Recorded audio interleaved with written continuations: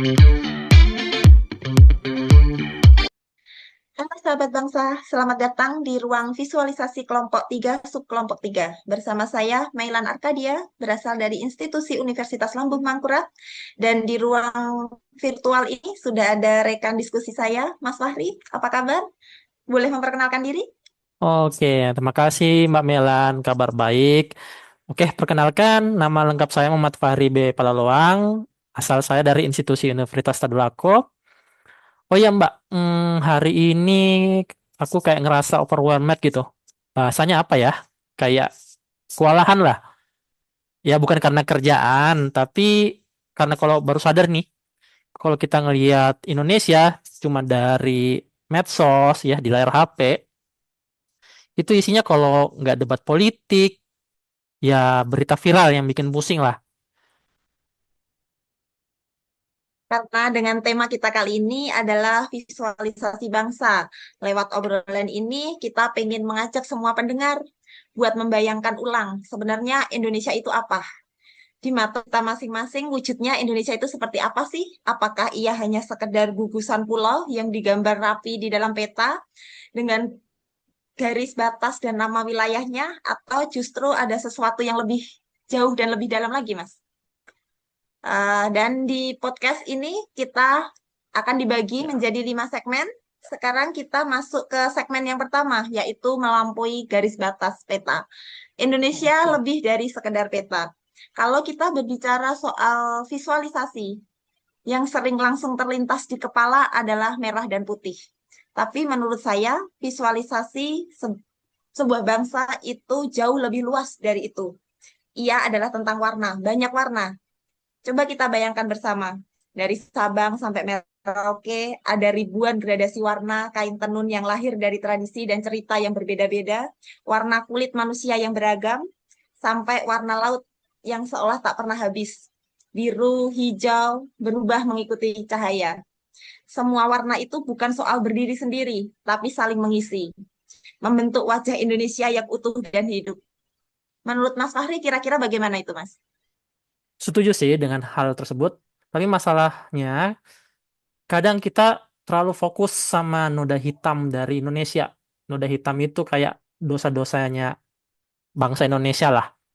Ada masalah sedikit, ya langsung kita bilang aja. Biasanya orang ngatain, ya namanya juga Indonesia gitu.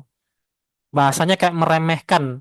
Padahal kalau kita pakai kacamata visualisasi yang jernih gitu ya, kita ini sebenarnya bangsa yang besar, bahkan sama besarnya dengan bangsa-bangsa yang lain gitu.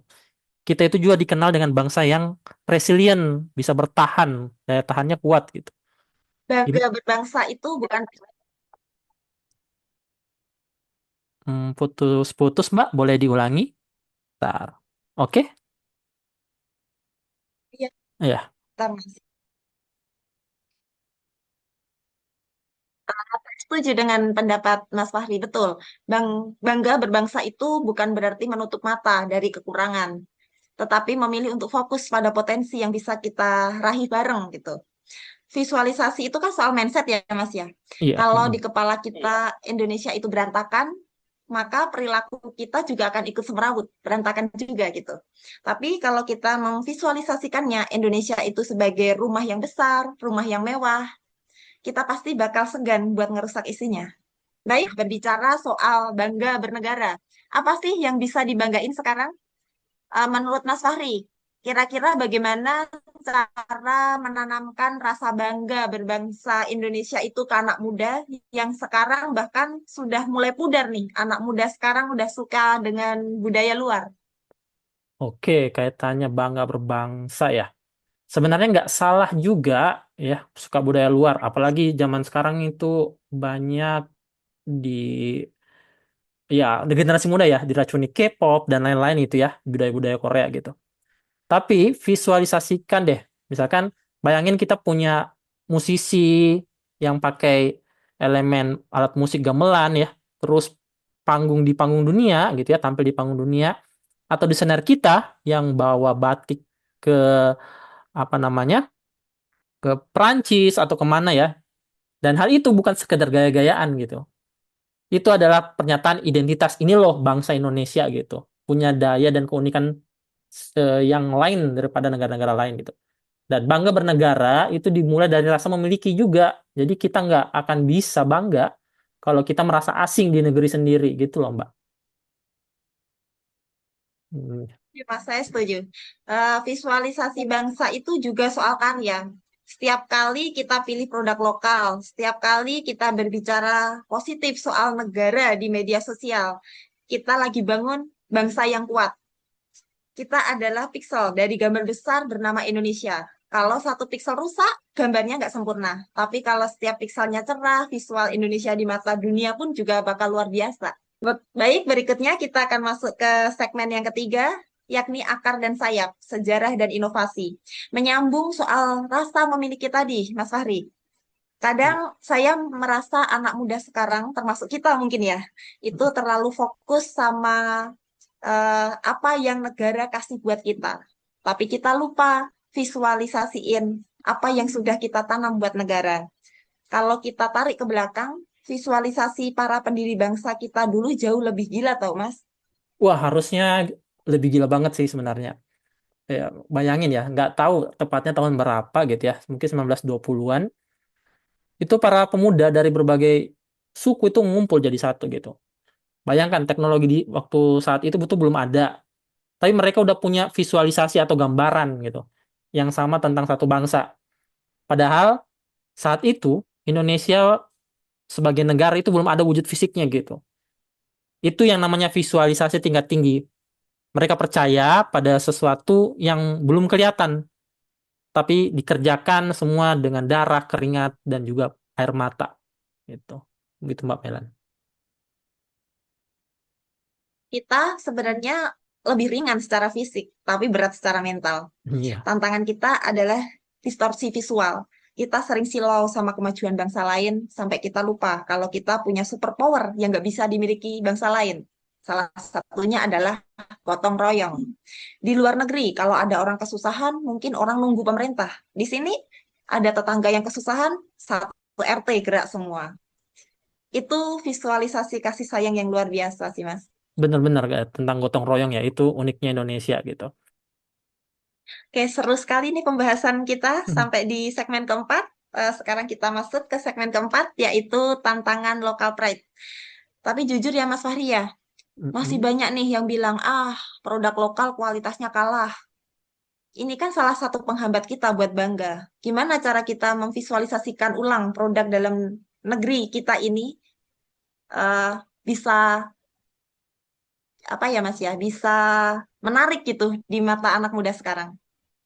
Oke, tantangan tentang produk dalam negeri ya. Ya. Indonesia sering mencanangkan itu. Ya, jadi caranya dengan memberikan kesempatan ya.